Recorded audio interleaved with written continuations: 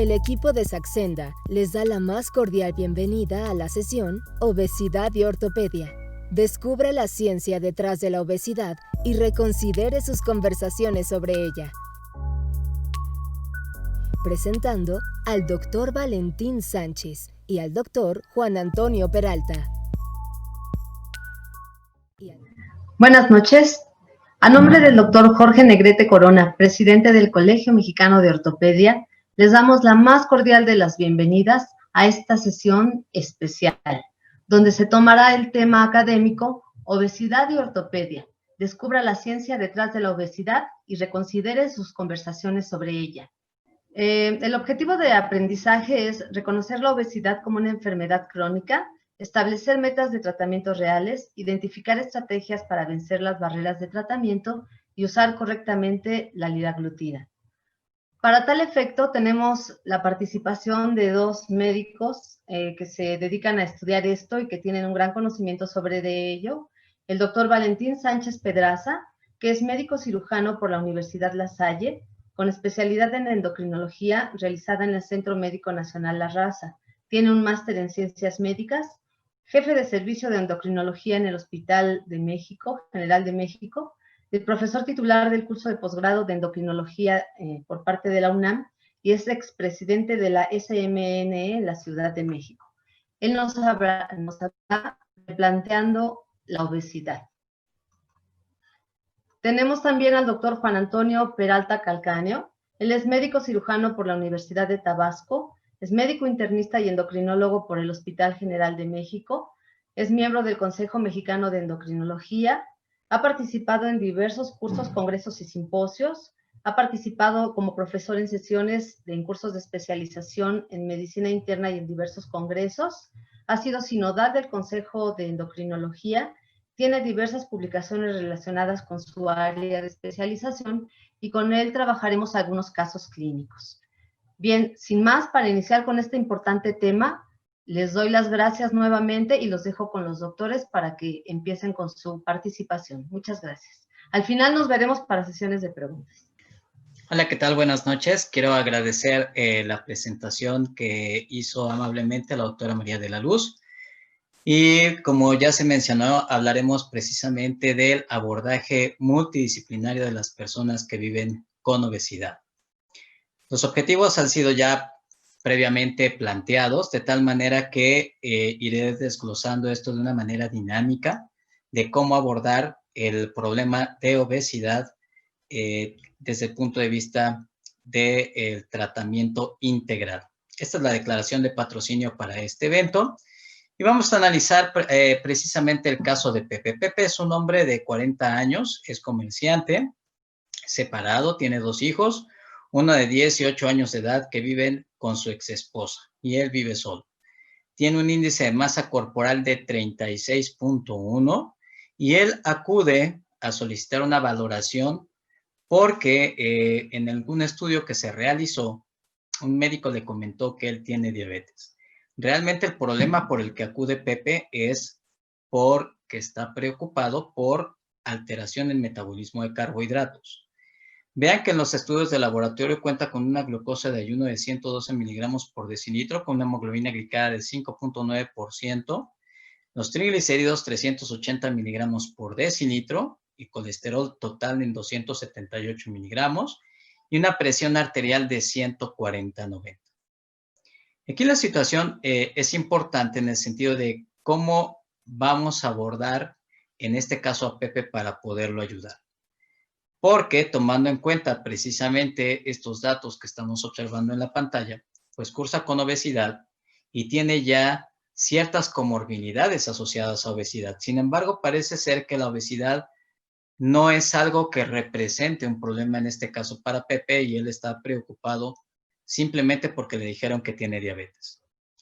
Algo que nosotros debemos de tomar en mente precisamente es cuál es el riesgo, en este caso, tomando en cuenta que lo que le preocupa es alteración en el metabolismo de carbohidratos, es decir, cuál es el riesgo que tiene una persona que cursa con obesidad. Y ustedes pueden ver cómo una persona que tiene obesidad tiene casi 5 veces más probabilidad de desarrollar alteración de metabolismo de carbohidratos. Si consideramos a una persona únicamente con intolerancia a carbohidratos. Sin obesidad, la probabilidad de progresar a diabetes es casi de 7 veces. Pero, como en el caso de Pepe, si se comparte la parte de obesidad y la intolerancia a carbohidratos, el riesgo de que pudiera llegar a desencadenar diabetes es de 17 veces más comparado con alguien que no tuviera ninguno de estos dos problemas. Y la situación es que tanto obesidad como diabetes prácticamente van a ir compartiendo parte de esta misma historia. Tanto en estas dos entidades, la susceptibilidad genética es muy importante, de tal manera que el ambiente será simplemente el disparador de esa susceptibilidad genética. Y conforme se vaya ganando peso, puede existir un proceso adaptativo de la célula beta con un hiperinsulinismo compensatorio que finalmente, en el caso de que esta célula no esté programada para adaptarse a largo tiempo, lo que ocurrirá será una disfunción de la célula beta, con lo cual generaremos disminución en cuanto a la masa de células beta, incremento en la resistencia a la insulina y alteración en el metabolismo de los carbohidratos. De tal manera que, tomando en cuenta esto, abordaremos el caso tratando de concientizar a Pepe de que la base de muchas de las comorbilidades que nosotros estamos encontrando en él prácticamente tienen que ver con obesidad. Y cuando hablamos de la parte de obesidad, es muy común que los pacientes hagan respuestas como las que está haciendo Pepe en este caso. Por ejemplo, que pues ha tenido cierto sobrepeso durante mucho tiempo, que en la adolescencia únicamente cursó con sobrepeso, que la ganancia de peso se debe posterior a que se casó, o que simplemente hay quien dice, bueno, lo que pasa es que soy de complexión gruesa, o no me interesa la parte de obesidad porque cada vez que hago un plan de alimentación, esto es muy restrictivo, es difícil apegarme a una modificación en el estilo de vida y además yo me siento bien. Y esa es la parte que muchas veces tenemos que enfrentar. O bien, que tengo miedo, ¿para qué bajo de peso si voy a presentar ese famoso rebote?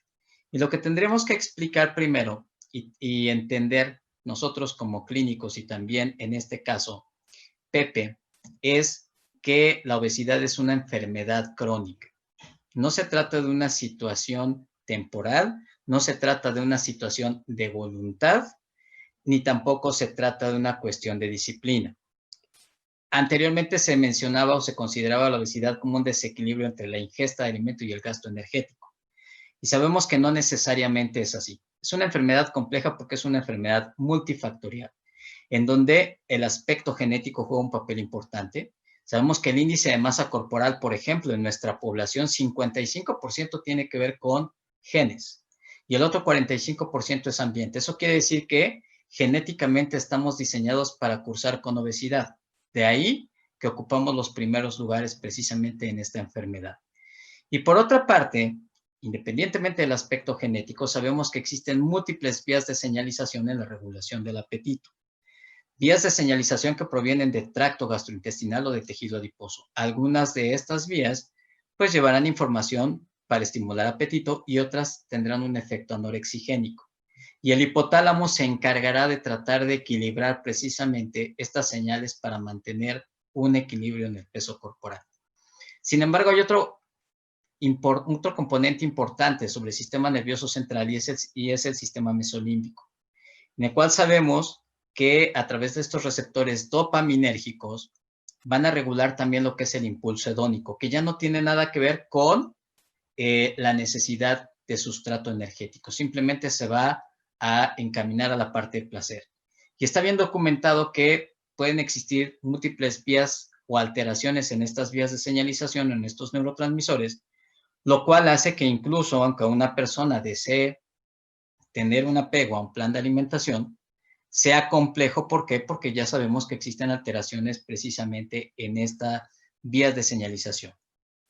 Y esto es algo que hay que entender porque cuando nosotros hablamos de tratamiento para obesidad, será un tratamiento a largo plazo. Y lo más importante, también tomar en cuenta de que obesidad pues es un incremento en el porcentaje de grasa, pero que lo que nosotros estamos buscando como parte del tratamiento es tener un impacto precisamente en las comorbilidades que están asociadas a este problema. Ustedes pueden ver, por ejemplo, cómo obesidad contribuye de un 7 hasta un 41% con cierto tipo de cáncer. Cáncer preferentemente hormonodependientes, como es cáncer de mama, cáncer de próstata, cáncer cervicuterino, cáncer de colon, que también se puede observar más frecuente en pacientes que cursan con obesidad. Y en relación a corazón, contribuye hasta el 23% de la carga para enfermedad isquémica de corazón. En alteración a carbohidratos, contribuye con el 44% de la carga para tener diabetes. Y vean aquí, en esta tabla les estoy mostrando precisamente las comorbilidades y el riesgo relativo que existe tanto en hombres como mujeres para alteraciones metabólicas, pero también para otro tipo de situaciones que van a generar limitación o alteración en la funcionalidad, como sería, por ejemplo, dolor de espalda u osteoartritis, en el caso de las personas que viven también con obesidad. Y la otra situación importante cuando nosotros evaluamos estos casos es construir la historia de la obesidad. ¿Por qué? Porque hay que identificar aquellos sucesos en los cuales ha existido ganancia o reducción de peso corporal. Y esto es muy importante. No todas las personas responden igual a los estímulos ambientales y también está muy bien documentado que quienes cursan con obesidad responden diferente al estrés. Y en este sentido, sabemos que ante situaciones de estrés, ante situaciones de depresión, ante situaciones complejas o conflictos familiares, pueden recurrir a esta ingesta alta en carbohidratos. Y eso será muy importante para poder ir evaluando el tratamiento integral, si va a requerir tratamiento psicológico o terapia de conducta también en el seguimiento del tratamiento de PEP. Y por otra parte, también tendríamos que considerar si hace actividad física, si está comiendo de una manera estructurada o si come en donde realmente tiene apetito. Come en cualquier tipo de puesto, etc. Y la otra situación es hacer una estadificación, porque tradicionalmente se hablaba de que con un índice de masa corporal igual o mayor a 30 uno tiene obesidad y de ahí partíamos que todos los sujetos con obesidad se trataban igual. Y no necesariamente. Sabemos que tenemos que evaluar también el grado y las comorbilidades para poder sistematizar el tratamiento multidisciplinario. Y se ha propuesto precisamente la clasificación de Edmonton, que es una clasificación canadiense en la cual se evalúan 3 esferas, la esfera médica, mental y la parte funcional. Y dependiendo del grado de comorbilidad que se pueda presentar en alguna de estas esferas, será también si el estadio que se pueda presentar. Un estadio 1 es de aquellos pacientes que cursan con una enfermedad subclínica, a un estadio 3, por ejemplo, cuando ya se tiene una afección importante o daño a órgano blanco. Y en este sentido, vean cómo Pepe, en la parte médica, lo que hemos integrado es que tiene obesidad clase 2, tiene prediabetes por esa determinación de glucosa, tiene hipertensión, tiene dislipidemia y tiene una limitación funcional leve en el momento en el que hicimos el interrogatorio por una osteoartritis. Desde el punto de vista psicológico, tiene ansiedad y trastorno también de la conducta alimentaria y alteraciones de tipo social, porque tiene una vida sedentaria, tiene una pérdida de estructura en cuanto a la toma de alimentos, no tiene apoyo familiar, y eso será muy importante para poder evaluar el tratamiento integral. Cuando nosotros damos una calificación a cada una de estas áreas, podemos entender, por ejemplo, que en la parte médica tendría una calificación de 2 por una enfermedad subclínica, en la parte funcional 1, ya que tiene una limitación leve, y en la parte mental ese trastorno de ansiedad también sería una clasificación 2. La calificación total o la estadificación total corresponderá al mayor puntaje que se obtenga en cualquiera una de estas esferas, de tal manera que en este caso Pepe tendría un EOS o una clasificación de Edmonton en un estadio 2. Y aquí yo le preguntaría al doctor Peralta, tomando en cuenta precisamente esta parte de tratamiento integral, cómo podría ser el abordaje desde el punto de vista terapéutico para Pepe. Ok. Realmente la situación la pone compleja, doctor Sánchez. Con respecto a cuáles serían las opciones terapéuticas para las personas que viven con obesidad, tal es el caso semejante a lo que estamos viviendo con Pepe. Y antes de pasar a las condiciones clínicas con respecto a las opciones clínicas, quisiera yo abordar de forma importante cómo podemos hacer las condiciones del abordaje de Pepe. Pero antes de pasar de esto, nuestra siguiente diapositiva, lo que podemos observar es que existen diferentes grados de reducción de peso. Esta diapositiva es interesante con respecto a cómo diferentes porcentajes de reducción de peso van a impactar sobre entidades clínicas, sobre condiciones distintas de clínicas como hipertensión, dislipidemia y hiperglucemia. Vemos que tan solo empezar a tener una pérdida del 3% empieza ya con bastante repercusión, más bien el impacto sobre prevención en el desarrollo de diabetes, y que conforme el incremento del porcentaje va siendo cada vez mayor, la posibilidad de tener beneficios de estos diferentes aspectos va incrementándose. Ven que ganancias muy, muy altas que desearíamos en la mayor parte de los pacientes, que es pérdidas hasta más del 15% de pérdida de peso, impacta de una forma importante sobre presión arterial, sobre condiciones de elevación de triglicéridos, sobre control glucémico, que son condiciones clínicas de interés. Y vemos cómo porcentajes del 5 al 10% pueden impactar de una forma importante sobre el aspecto de la osteoartrosis, sobre esta alteración a nivel articular. Existen diferentes modalidades con respecto a la posibilidad de tener intervenciones para pérdida de peso. Tenemos las condiciones de estilo de vida, en donde las condiciones de estilo de vida tienen un porcentaje limitado en las condiciones de reducción de peso. Vemos aquí que el impacto puede llegar a ser del 3 y al 5%, que esta es una pieza fundamental en el tratamiento de los pacientes con obesidad. En todas las condiciones clínicas de cronicidad, los cambios de estilo de vida y tener esta parte de la implementación de dietas bajas en calorías forma parte de una pieza clave para poder mantener esta reducción de peso y podemos tener cierto porcentaje de ganancia. Hay otras condiciones clínicas, hay otras condiciones como el empleo farmacológico que en nuestra actividad clínica son muy importantes, donde también nos pueden ofrecer, aunado a las intervenciones de estilo de vida, una reducción de peso importante que pueden ir hasta el 10% o más en algunas situaciones clínicas.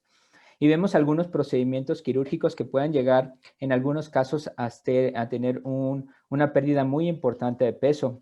Pero siempre es importante resaltar que nosotros como clínicos, antes de justificar un procedimiento, se deben de mantener de forma insistente las condiciones clínicas y las condiciones del estilo de vida, dado que estos tipos de procedimientos realmente a veces no está indicado para todo tipo de población. Entonces, cabe resaltar que en la parte del tratamiento a largo plazo, la primera fase, que es en la intervención para el paciente con obesidad, en estos primeros 3 a 6 meses podemos tener un impacto muy importante y bastante fabuloso. Vemos de una forma progresiva cómo las condiciones clínicas pueden ser de forma favorable con una pérdida progresiva.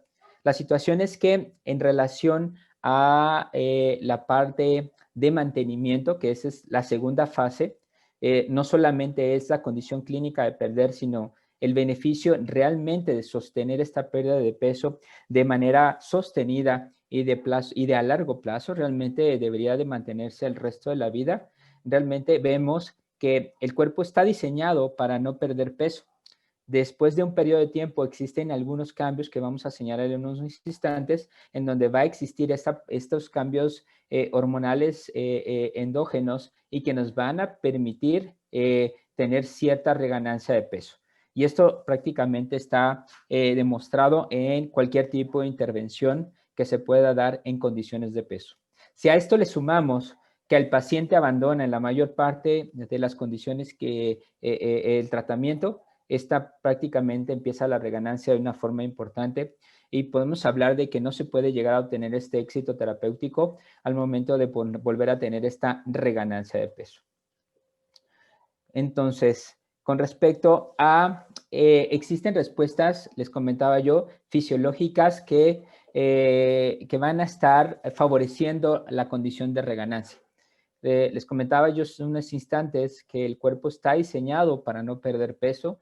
En algún momento, cuando se están haciendo estas modificaciones e intervenciones para empezar a tener y lograr reducciones de peso, el cuerpo hace todo el tipo de modificaciones para poder ir favoreciendo y manteniendo estabilidad en la condición del peso corporal y mantener el estado energético.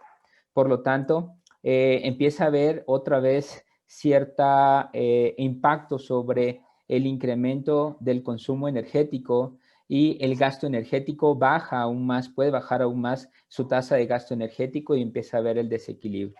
Sobre estos tejidos también que impactan sobre control de saciedad y sobre control de apetito, también empieza a haber una condición clínica de secreciones disminuidas, favoreciendo estímulo a nivel del sistema nervioso central entre el equilibrio hambre-saciedad y el deseo de comer y que esto pueda volver otra vez a incrementar las condiciones de ganancia. Así también existe impacto sobre hormonas endógenas, sobre condiciones de hormona de crecimiento y muchos otros factores endógenos que van a permitir que los pacientes vuelvan otra vez a esta condición de reganancia de peso. Por lo tanto, entonces es importante y para nosotros los clínicos es importante tener opciones de tratamiento para poder impactar sobre la condición de reducción de peso. Y existen muy pocas opciones terapéuticas en estudios clínicos con beneficios en la reducción del peso corporal. Vemos aquí cuando existen estudios clínicos, cuando se comparan con placebo, vemos que existen muy pocas posibilidades farmacológicas que van a estar a favor del tratamiento para esta reducción de peso. Y realmente si queremos ver condiciones clínicas más estrictas como son reducciones de peso que van más allá del 5% del peso corporal, las opciones terapéuticas se reducen aún más a escasos fármacos que realmente pueden impactar con una condición clínica muy importante. ¿Qué es lo que sucede con respecto a la reducción de peso en tratamientos que realmente existen aprobados a nivel mundial para la obesidad? Y quiero compartir esta diapositiva con ustedes con respecto a este metaanálisis de 28 estudios en donde ponen estas diferentes opciones farmacológicas que impactan sobre reducción de peso.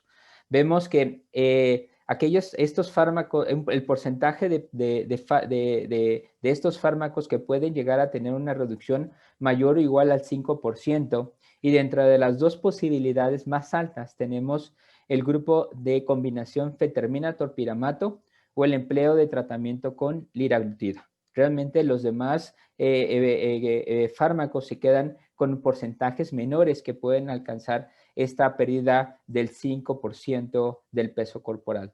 Si queremos metas mucho más estrictas, yo les comentaba hace rato en la diapositiva previa, y aquí lo podemos ver en cantidades de porcentaje, aquellos fármacos que tienen la posibilidad de tener reducción de más del 10% del peso corporal, realmente también se centra solamente en dos componentes.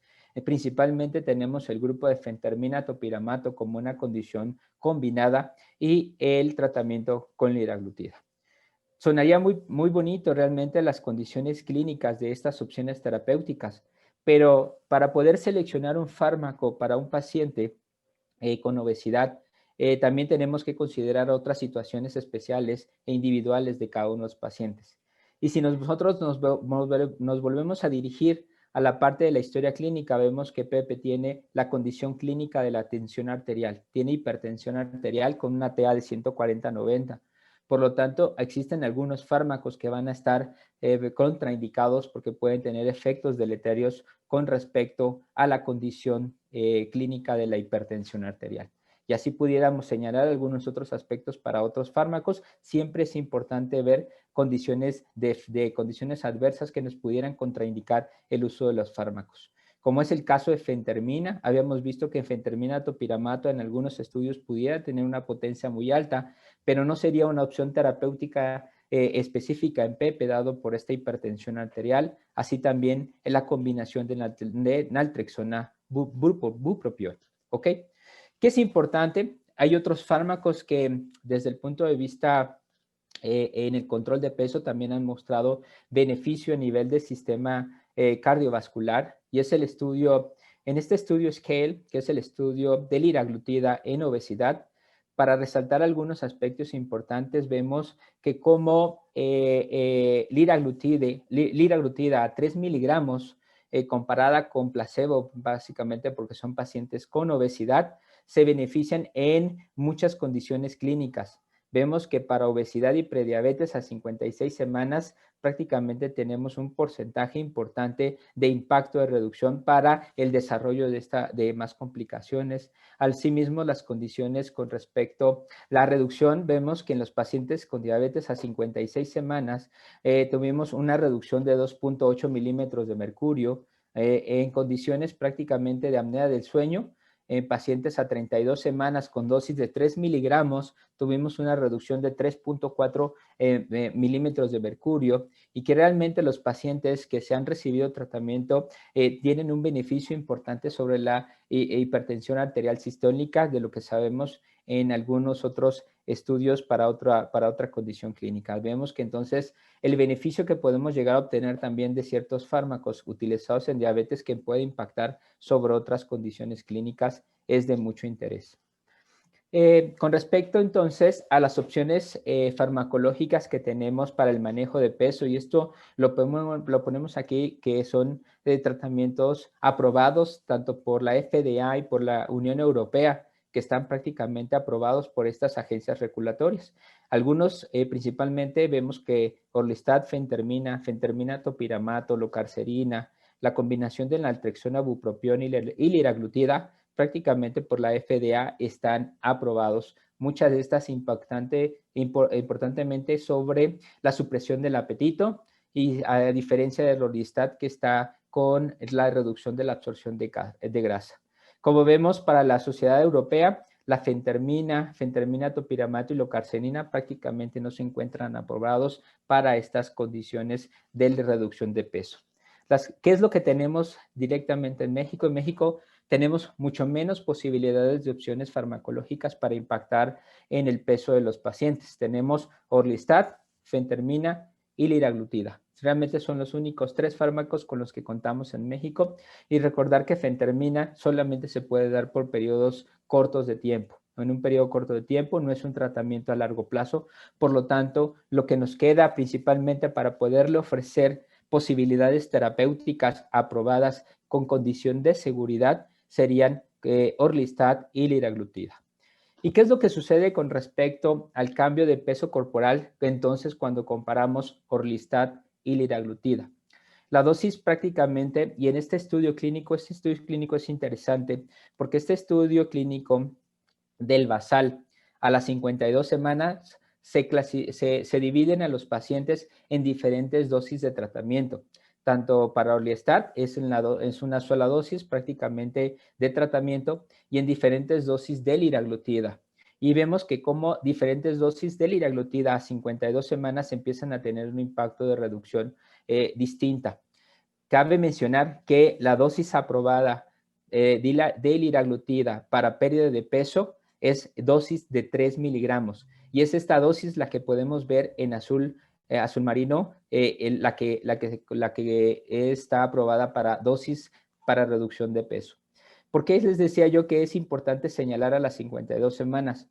Porque a partir de las 52 semanas, todos los pacientes que tomaban otras dosis distintas a 3 miligramos, es decir, la de 1.2, la de 1.8 y la de 2.4 gramos, prácticamente se intensificaron a 3, Asimismo, también el brazo de placebo se intensificó a 3 miligramos. Y como vemos que al final del estudio, a 104 semanas, es decir, a completar a los 2 años, como vemos un impacto de reducción muy importante, hasta de 9.7 kilos con la dosis de 3 miligramos, comparada con la reducción que se logró tener muy disminuida de 4.9 kilos con el tratamiento de Orlistat. Entonces, ¿cómo ve, doctor Sánchez, con esta situación de opciones terapéuticas para poderle bajar de peso a Pepe? Ok, muy interesante el abordaje. Creo que podríamos también evaluar las otras comorbilidades que se pueden llegar a presentar y tener un abordaje también con respecto a evitar la progresión de diabetes en estos casos. Por ejemplo, vemos que los agonistas del receptor de GLP-1 específicamente han mostrado ciertos beneficios, son fármacos que están aprobados, por ejemplo, para diabetes mellitus tipo 2. Porque estos agonistas de receptor de GLP-1 lo que hacen es simplemente tener un estímulo sobre la célula beta para favorecer liberación de insulina de tal manera que controlan precisamente o reducen los niveles de glucosa y tienen también ciertos efectos extrapancreáticos. Y de esos efectos extrapancreáticos que tiene precisamente el GLP-1 o péptido similar al glucagón, es la regulación que tiene sobre, a nivel hipotalámico, estimulando a neuronas productoras de propio melanocortina y que favorecen reducción de peso corporal. Y por otra parte, el efecto periférico que se observa también a nivel gastrointestinal, retrasando el vaciamiento precisamente gástrico, con lo cual favorecen reducción de peso corporal. Si bien es cierto, fueron aprobados para tratamiento de diabetes y los efectos extrapancreáticos que mostraron fueron precisamente reducción de peso corporal e impacto en presión arterial, como anteriormente habías mencionado.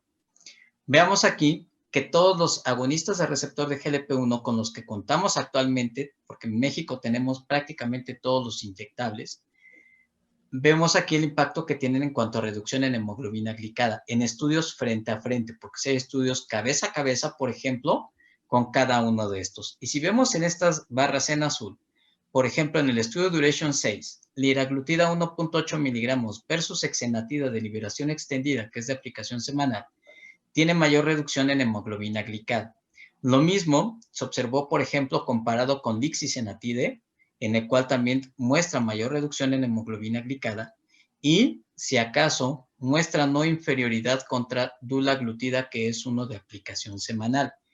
Pero cuando se evalúa precisamente también la reducción en hemoglobina glicada con otros agonistas de receptor de GLP-1, por ejemplo, semaglutida tiene mayor impacto en cuanto a la reducción también en hemoglobina glicada. Y si evaluamos peso corporal, hay que tomar en cuenta que una de las características que tienen precisamente los agonistas de receptor de GLP-1 es que debido a la estructura, el peso molecular también va a ser diferente. Y, por ejemplo, liraglutida y semaglutida son moléculas con un peso molecular muy bajo. Y eso favorece la concentración o mayor concentración sobre el sistema nervioso central, de tal manera que el impacto en la reducción de peso corporal es mayor. Por ejemplo, aquí vean nuevamente la reducción de peso que se observa en pacientes con diabetes mellitus tipo 2, tanto con liraglutida versus exenatida de liberación extendida. Vemos cómo aquí sí es superior, por ejemplo, la reducción de peso corporal contra dulaglutida y también contra lixisenatida. De tal manera que liraglutida en el grupo de pacientes que tenían diabetes mellitus tipo 2 y en el cual la dosis es de 1.8 miligramos, la dosis aprobada para el control glucémico, genera mayor reducción de peso corporal también con respecto a los otros agonistas del receptor de GLP-1, a excepción de semaglutida, que es uno de aplicación semanal y que sabemos que también tiene un buen impacto en el peso corporal. Sin embargo, hay que tomar en cuenta, o primero tendremos que definir si realmente Pepe tiene diabetes mellitus o no, porque hasta este momento lo que hemos observado es que Pepe tiene una glucosa de 112 miligramos por decilitro y el criterio diagnóstico para diabetes es una glucosa igual o mayor a 126 y que por lo menos requerimos de 2 determinaciones. Y por otra parte, la hemoglobina glicada también cae en un rango de prediabetes, porque para definir o tomar en cuenta diabetes en base a la hemoglobina glicada tendría que tener una determinación igual o mayor a 6.5 puntos porcentuales, igual en 2 determinaciones. Entonces, hasta este momento le podríamos decir a Pepe que no tiene diabetes, que tiene prediabetes, pero que tendríamos que hacer una prueba más específica para poder determinar si existe o no alteración en el metabolismo de carbohidratos. Y lo que haríamos es una carga oral con 75 gramos de glucosa, que es una prueba de reto, es la prueba más específica. Y si vemos, pues realmente la respuesta a los 120 minutos, pues ninguno, ni la basal ni a los 120 minutos posterior a esta carga, cumplen con este criterio de diabetes. Se queda simplemente con una glucosa de ayuno alterada, la cual es definida como una glucosa entre 6 y 125 miligramos por decilitro, que finalmente es un tipo de prediabetes, de tal manera que todos los agonistas de receptor de GLP-1 que mencioné previamente no podrían estar indicados como parte del tratamiento para PEPE, porque han sido aprobados para tratamiento de diabetes, no para tratamiento de obesidad, a excepción de liraglutida. Liraglutida es el único agonista de receptor de GLP-1 que ha sido aprobado precisamente para tratamiento de obesidad, sin que una persona pueda tener el criterio de diabetes. Y esto es porque mostraron que esa parte de la liberación que tienen para liberación de insulina es dependiente de la concentración de glucosa. Es una molécula muy interesante, porque incluso la dosis aprobada, como bien mencionaste, para el tratamiento de obesidad es de 3 miligramos y no de 1.8, que es la que está aprobada para diabetes. Y uno diría, bueno, ¿y qué pasa con una persona que simplemente tiene obesidad y no tiene alteración en el metabolismo de carbohidratos? ¿Va a ser hipoglucemia? No, porque si la concentración plasmática de glucosa es baja, la liberación de insulina es menor. De tal manera que, por ejemplo, los pacientes que entraron precisamente en el estudio del programa SCALE, que tenían obesidad y que no tenían diabetes, y que obviamente estaban con cifras de normoglucemia, la reducción de glucosa de ayuno es prácticamente de 7 miligramos y los pacientes no hacen hipoglucemias. Y abordando precisamente esta parte de generar un impacto para ver qué tanto puedo frenar la progresión a prediabetes, tenemos un estudio muy típico que es el estudio del programa de prevención en diabetes, en el cual metformina, que sabemos que tradicionalmente la empleamos como un fármaco en pacientes con prediabetes, vean cómo retrasa la progresión a diabetes mellitus hasta un 31%. Modificaciones en el estilo de vida sigue jugando un papel muy importante, con un retraso en la progresión hasta el 58%. Pero se han evaluado precisamente el impacto que pudiera tener en prevención de diabetes las terapias aprobadas para obesidad. Por ejemplo, Orlistat, en el grupo de pacientes que tienen prediabetes, disminuye o genera una reducción del 52% para incidencia de diabetes mellitus en un seguimiento a 4 años. El estudio CONQUER con fentermina y topiramato también mostró un 53% de reducción en la incidencia de diabetes en aquellos también que tenían prediabetes en un estudio a 56 semanas. Y el estudio Camellia-Timi, que es básicamente con lorcacerina, que ya salió del mercado, generaba una discreta reducción en cuanto a la progresión de diabetes, mientras que ustedes pueden ver cómo liraglutida retrasa la progresión a diabetes hasta en un 80% de los casos. O sea, de todos estos, prácticamente es el que más impacto va a tener y tiene que estar relacionado básicamente con el mecanismo de acción. Aquí tenemos el estudio precisamente en donde se evaluó qué pasaba con aquellos sujetos que tenían obesidad y que tenían prediabetes. Si ustedes ven simplemente modificaciones en el estilo de vida, los pacientes en el seguimiento de este estudio, el 11% de ellos progresaban a diabetes y los que recibían liraglutida solamente el 3%, lo cual genera una reducción del 80% de riesgo para estos casos. Pero algo muy interesante es cómo desde las primeras semanas de tratamiento, prácticamente a las 28 semanas, el 70% de los pacientes que estaban con prediabetes prácticamente llegan a la normoglucemia, versus el 30% de los que estaban en tratamiento con modificaciones en el estilo de vida. Y si bien esta proporción es mayor a las 28 semanas, vean cómo la proporción se mantiene hasta 160 semanas. Y luego tiene un descenso, pero es porque entre las semanas 160 a las 172 se suspende el tratamiento. Y aún así, la diferencia fue significativa con respecto al grupo que únicamente estaba con modificaciones en el estilo de vida. Y esto nuevamente sostiene por qué es importante el tratamiento farmacológico a largo plazo para mantener la protección de este grupo de pacientes. Y si evaluamos el número de pacientes a tratar para evitar un caso de diabetes mellitus, vean cómo en el caso del liraglutida tan solo se requiere de 3 pacientes tratados a 160 semanas para evitar un nuevo caso de diabetes mellitus comparado, por ejemplo, con lo que se ve en el tratamiento con orlistat y con fentermina ortopiramato, que es una combinación que no tenemos actualmente en México hasta este momento. De tal manera que podríamos entonces, de una manera muy general, o bien abordar la parte de obesidad de una forma aislada o integrarlo también como no nada más generar impacto en la reducción de peso, sino también integrar la parte de la progresión hacia diabetes mellitus. Pero creo que nos faltaría evaluar las otras 2 esferas. Y yo ahí te preguntaría que si hay alguna evidencia, por ejemplo, desde el punto de vista funcional que le pudiera ayudar, en este caso a Pepe, con liraglutida. Amigo, esa situación es interesante. Si bien hemos estado centrándonos en la parte de reducción de peso por la actividad farmacológica, es importante resaltar también que hemos estado impactando sobre la situación metabólica, como lo acabas de ver, en control glucémico y reducir la progresión a la incidencia de diabetes.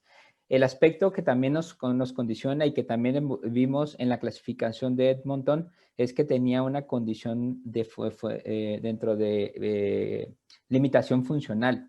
Y entonces, ¿qué podemos resaltar con esta situación de limitación funcional? Vemos entonces que habíamos resaltado que tan solo la pérdida del 5 al 10% tenía un impacto importante sobre condiciones de osteoartrosis. Y en estudios clínicos en donde se comparan dietas bajas y muy bajas de energía, realmente dietas que van entre 810 y muy bajas de energía hasta de 410 calorías al día, son dietas muy estrictas, vemos que las reducciones de peso son muy importantes, pero cuando se evalúan algunas condiciones funcionales, como es el caso de respuesta clínica a través de cuestionarios en donde incluyen condiciones funcionales, reducción del dolor y como una situación clínica de mejoría global, que es en esta situación de respuesta clínica. 2 de cada 3 pacientes tienen una respuesta de beneficio al momento de tener una pérdida importante de más del 10% de reducción. Entonces tenemos una respuesta muy importante. ¿Qué podemos señalar específicamente con respecto al beneficio que pudiéramos tener con las condiciones del liraglutida con respecto a condiciones funcionales como es las condiciones de osteoartrosis? En la siguiente diapositiva podemos ver de una forma en modelos animales, esto es importante resaltar, que se ha demostrado que el liraglutida disminuye la inflamación en modelos animales de osteoartritis de rodilla. Quiero mostrarles a ustedes que en grupos de tratamiento en donde a las ratas se les induce osteoartrosis mediante la aplicación de rodilla mediante condiciones farmacológicas y a los pacientes que son sometidos a una condición comparativa con salina versus a pacientes que, a ratas, a este modelo animal que son sometidos a liraglutida, vemos como condiciones inflamatorias que también han sido descritas en osteoartrosis, se ve una reducción significativa para factor de necrosis tumoral alfa, para la interleucina 6 o interleucina 1B, que prácticamente también impactan sobre condiciones de inflamación. Vemos cuando analizamos estos dos grupos, en aquellos que se someten solamente a pura aplicación de solución salina, a diferencia de aquellos que se les aplica de forma intraperitoneal liraglutida, a estas ratas vemos estas modificaciones del impacto en condiciones inflamatorias y esto pudiera reflejar el beneficio que pudiera mostrar en algunas condiciones inflamatorias de osteoartrosis. Existe otro estudio interesante que también quisiera mostrarle con respecto a cómo liraglutida puede suprimir la degradación de la matriz extracelular inducida por factor de necrosis tumoral en condrocitos humanos en condiciones de cultivo. Vemos aquí prácticamente tenemos en situaciones de control, en esta gráfica en condiciones de control, exponer a estos condrocitos humanos a exposición de factor de necrosis tumoral y al momento de medir prácticamente la situación inflamatoria a través de la actividad del factor de nuclear kappa B por el factor de necrosis tumoral, vemos que aquellos cultivos de condrocitos humanos, prácticamente el incremento importante de la actividad del factor nuclear kappa B y de aquellos cultivos de condrocitos que son expuestos a diferentes concentraciones de liraglutida, como la actividad del factor de necrosis kappa B se modifica, hace reducir esta actividad de factor de necrosis kappa B, aún exponiéndose a esta situación inflamatoria del factor de necrosis tumoral alfa. En otras condiciones clínicas también, cuando vemos la parte de la generación, cuando se miden las condiciones de colágeno tipo 2, también en este cultivo de condrocitos que también se expusieron a factor de necrosis tumoral, vemos que al momento de exponerlas en concentraciones de liraglutida, vemos un beneficio importante en el incremento de la colágena tipo 2 comparado con aquellos cultivos de condrocitos humanos en donde no se expone liraglutida y vemos que la expresión de esta colágena tipo 2 se encuentra reducida. Y a mayor concentración de liraglutida vemos un beneficio más importante con respecto a esta expresión de colágena tipo 2. Algo interesante y que va a resultar interesante conocer, sabemos bien que liraglutida 3 miligramos no está indicado como tratamiento para osteoartrosis de rodillas. Es muy importante ahorita resaltar. La dosis de liraglutida de 3 miligramos está indicado para el tratamiento de obesidad, pero quisiera compartirle con la audiencia que se está corriendo un estudio clínico controlado de liraglutida para el tratamiento de pacientes con obesidad y con osteoartrosis de rodilla. Este estudio es un estudio que se está llevando al autorizado doble ciego y que este estudio nos va a aportar información sobre el beneficio que pudiéramos llegar a tener en aquellos pacientes con obesidad y osteoartrosis de rodilla. ¿Cómo ven, doctor? Entonces, ¿cómo sería en este caso entonces la elección terapéutica y los desenlaces que esperaríamos en Pepe, doctor Valentín, en base a estos hallazgos que hemos descrito? Creo que una de las situaciones que se están o que se han documentado precisamente hasta este momento es precisamente esos beneficios que tienen los agonistas de receptor de GLP-1 que sabemos que van a tener un impacto sobre diferentes sitios, ya sea porque existen receptores específicos para GLP-1 o porque probablemente algunos de sus metabolitos tengan algún impacto en este sentido, pero definitivamente son moléculas muy interesantes y de hecho creo que eso es lo que genera que hasta este momento, bueno, la liraglutida podría ser como la mejor alternativa de tratamiento para Pepe con lo que tenemos hasta este momento de la evidencia. Ahora, ¿qué es lo que podríamos nosotros tener o esperar como un desenlace en el caso clínico de Pepe? Pues sería definitivamente esto, ¿no? Tener un impacto tanto en la glucosa de ayuno, una modificación también en los lípidos, que sabemos que juega un papel importante y también participa disminuyendo síntesis de colesterol y de triglicéridos, el efecto de este GLP-1, el impacto en la reducción de la presión arterial y obviamente pues en la reducción de peso corporal, aunado también a las modificaciones en el estilo de vida y que será muy importante ir graficando también así como se establece la historia de la ganancia de peso, también tendremos que ir graficando nosotros el proceso evolutivo para que ante alguna recaída tengamos también pues las estrategias para poder abordar cada caso o cada situación que se presente, en este caso con Pepe.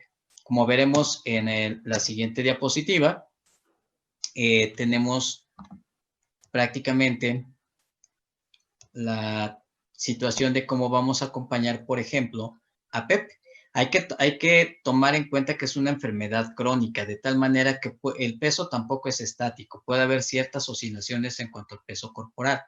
Entonces, ¿qué tenemos que hacer? Mantener la calma y saber que es una enfermedad crónica. Explicarle que el peso no es estático. Reconocer la vulnerabilidad, y dentro de esa vulnerabilidad vienen vacaciones, vienen enfermedades, vienen celebraciones, etcétera, que en algún momento pueden generar cierta ganancia de peso y que tendremos que estar evaluando la respuesta a cada una de estas situaciones. Analizar por qué se generó la recaída, hacer una intervención adecuada, revisar razones para perder peso y finalmente, si en algún momento se requiere del tratamiento multidisciplinario o del apoyo de algunas otras áreas de la medicina, incluso también de psicoterapia o incluso tratamiento psiquiátrico, será conveniente también solicitar la ayuda en cada caso en particular.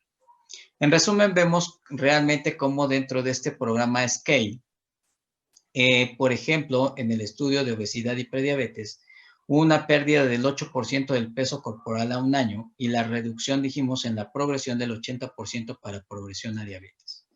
En el programa de SCALE Diabetes, la reducción de peso corporal fue del 6% a 56 semanas y una reducción importante en hemoglobina glicada hasta de 1.3%. Y en el de mantenimiento, que es un estudio también muy importante, porque vemos que el 81% de los pacientes mantienen una pérdida de más del 5% de peso corporal en un seguimiento a un año, y posteriormente hay una pérdida adicional de 6.2% del peso corporal en aquellos que ya habían logrado una modificación en el estilo de vida y que generaba una reducción de 6.2% del peso simplemente con alimentación. El agregar liraglutida daba otro 6.2% de reducción también en cuanto al peso corporal. Y también ver cómo la terapia conductual intensiva genera una importante reducción también de peso corporal en este grupo de pacientes. Entonces, en conclusión, veamos cómo obesidad es un factor de riesgo modificable para diabetes mellitus tipo 2. El tratamiento farmacológico a largo plazo ha mostrado reducción en la incidencia de diabetes mellitus. El tratamiento antiobesidad en pacientes con diabetes mellitus puede tener beneficios sobre otros factores de riesgo cardiovascular, específicamente con liraglutida. Y también el tratamiento antiobesidad mejora la funcionalidad causada por estos problemas articulares. Y en este caso, pues liraglutida parece tener una intervención muy importante en todo, bloqueando lo que es esta vía de inflamación, y que posteriormente veremos cuál es el desenlace precisamente del estudio que tú mencionas. Algo que es muy importante también comentar es que la modificación en el estilo de vida, que sigue siendo la base del tratamiento, y la intervención temprana son realmente una situación que hay que vencer cuando la susceptibilidad genética es mayor.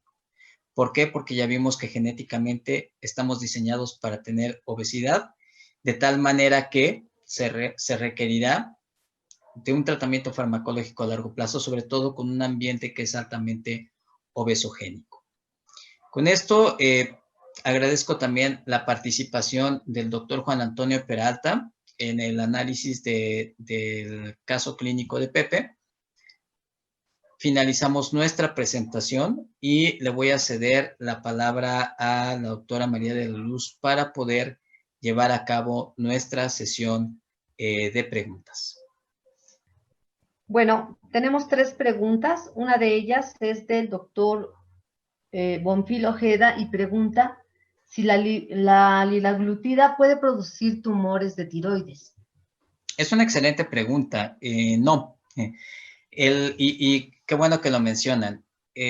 Durante los estudios preclínicos en modelos animales, sobre todo en ratones, lo que se documentó era que existía un mayor número de casos de cáncer medular de tiroides.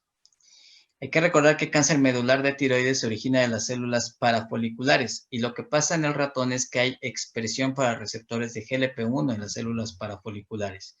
Situación que no es igual en humanos. Los humanos no expresan receptores de GLP-1 en las células parafoliculares de tal manera que no se ha reportado que liraglutida genere cáncer medular de tiroides en este grupo de pacientes. Todos los estudios clínicos, tanto en el programa LEAD como en el programa SCALE, no mostraron mayor número de casos de pacientes con cáncer medular de tiroides. Sin embargo, sí existe la recomendación de que si nosotros documentamos el antecedente personal o familiar de cáncer medular de tiroides o de neoplasia endocrina múltiple tipo 2, no es conveniente que iniciemos este tipo de terapia en ese grupo de pacientes, pero por la asociación que se observó con modelos animales, no porque se haya demostrado causalidad en humanos.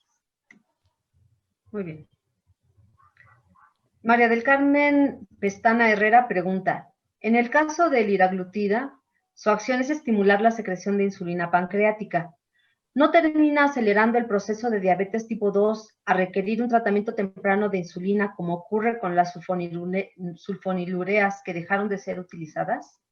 No, de hecho, quiero comentar también que no hay ninguna evidencia científica de que las sulfonilureas agoten la reserva pancreática. No hay ningún estudio en el que se haya mostrado realmente eso.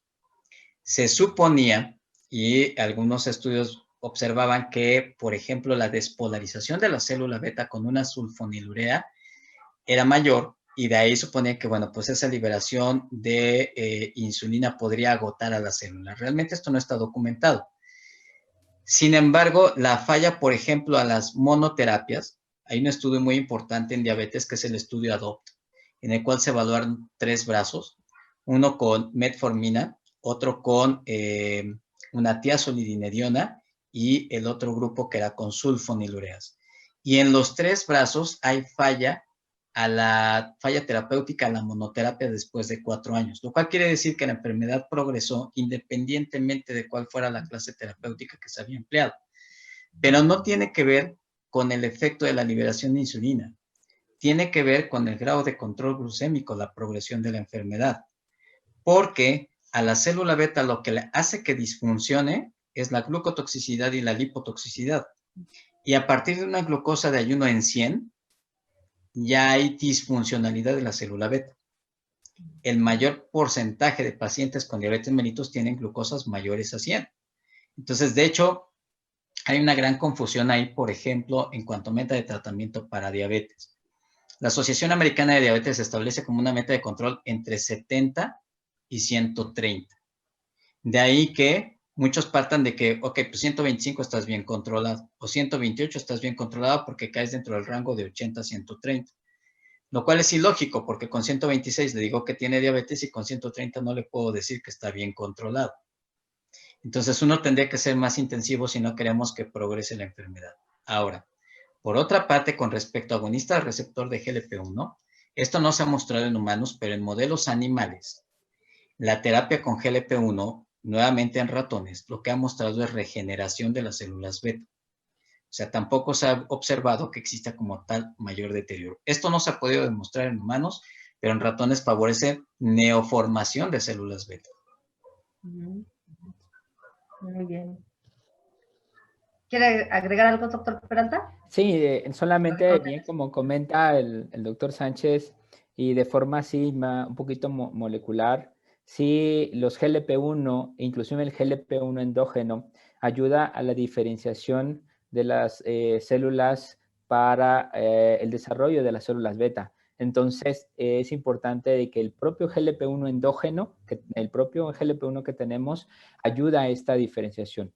La actividad terapéutica favorece la secreción endógena de insulina estimulada por la glucosa. Prácticamente va a ser actividad de secreción siempre y cuando se genere o tengamos hiperglucemia.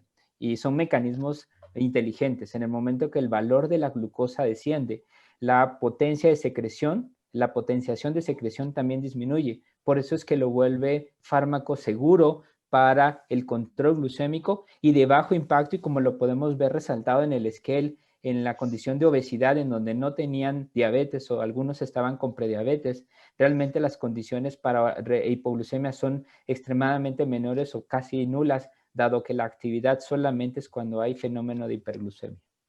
Muy bien, gracias. La otra pregunta es, el doctor Eduardo López Gavito pregunta, ¿se debe tratar la prediabetes? De hecho, sí. Sí, adelante.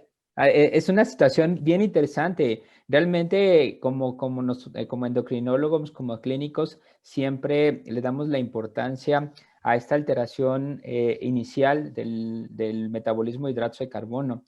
Son condiciones que son de avance y que se han demostrado que son progresivas. Por eso es que es necesario, y las guías terapéuticas desde diferentes sociedades están ya prácticamente en la postura de iniciarle el tratamiento a los pacientes con prediabetes, ¿no? Para evitar el riesgo de progresión para una enfermedad manifiesta. Sí, de hecho quiero agregar, por ejemplo, que hay estudios que han mostrado que existe alteración en la microcirculación de las personas que tienen prediabetes. Se han visto cambios en retina que son similares a los de una persona que ya tiene diabetes. Es decir, cuando normalmente hacemos diagnóstico de diabetes, hay un buen porcentaje de pacientes que ya tienen complicaciones crónicas, lo cual establece que las complicaciones surgen desde una etapa anterior a cumplir con ese criterio diagnóstico. Por otra parte, el riesgo cardiovascular también se encuentra incrementado en una persona que tiene prediabetes con respecto a quien no tiene prediabetes. De ahí que se justifique definitivamente el tratamiento, no nada más con modificación en el estilo de vida, sino también el tratamiento farmacológico. Muy bien. Jesús Emilio Morales Vega pregunta, en pacientes con sobrepeso sin alteraciones en carbohidratos, ¿es útil la liraglutida para control? Sí, de hecho, ese fue el criterio que se empleó para el programa de desarrollo clínico del SCALE. Un buen porcentaje de pacientes, bueno, la mayoría no cumplía con el diagnóstico de diabetes. Se hace un subanálisis posterior en aquellos que tenían prediabetes, pero realmente en los que no tienen diabetes, el tratamiento está aprobado y de hecho la dosis es mayor que la aprobada, por ejemplo, para diabetes mellitus tipo 2. Bueno, aquí hay una pregunta muy técnica. Julio Sayavedra pregunta, ¿los seguros de gastos médicos incluyen la liraglutida como tratamiento para obesidad? Ahí tenemos una dificultad porque la tienen aprobada para tratamiento de diabetes, pero hasta este momento, por ejemplo, hay cierta discusión porque hasta este momento hay quien considera la obesidad como una situación estética y no como una enfermedad crónica, a pesar de que hemos estado hablando de que se trata de una enfermedad crónica. Muy bien. Y más necesario la intervención en condiciones tanto de sobrepeso, obesidad, cuando tenemos trasfondo de comorbilidades como hipertensión o dislipidemia. Entonces, realmente son condiciones que justificarían más el uso terapéutico, en este caso de liraglutida. Y Eliseo Mora pregunta, ¿la liraglutida tiene beneficio en pacientes no obesos que cursan con OA y diabetes mellitus?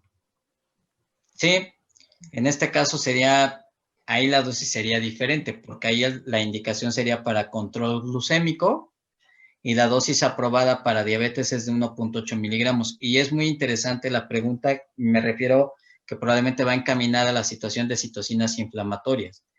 Y hay que recordar que tiene impacto sobre disminución en inflamación crónica porque disminuye también grasa visceral.